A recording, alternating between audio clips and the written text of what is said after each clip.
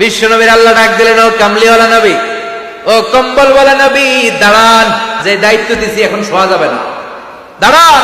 ওই যে বিশ্ব নবী দাঁড়ালেন, আর বসার সুযোগটা পায় না, মরার আগ পর্যন্ত আর বসার সুযোগ পায় না। দ্বিপ্রহরের জল জলে সূর্যটা যদি ডান হাতে দাও, ওয়াল কামারা ফি ইয়াসারি, চাঁদটাকে যদি বাঁ হাতে দাও, যেই কালিমার দাওয়াত দিতে ময়দানে আমি নেমেছি, গোটা বিশ্বের কেউ এই দাওয়াত থেকে আমাকে পিছু সরাতে পারবে না। যদি বাঁ হাতে দাও, এই কালিমার দাওয়াত থেকে আমি পিছু হটবো না। চিল্লায় বলেন ঠিক কিনা?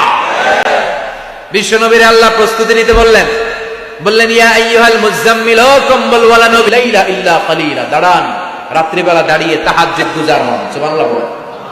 এই সূরার ভেতরে রব্বুল আলামিন বিশ্বনবীকে প্রস্তুত করে তোলবার জন্য, বিশ্বনবীকে নবুয়তের দায়িত্ব পালন করানোর জন্য, মিশনে নামানোর জন্য বিশ্বনবীকে সর্বমোট 60টা বিষয়ে প্রশিক্ষণ নিতে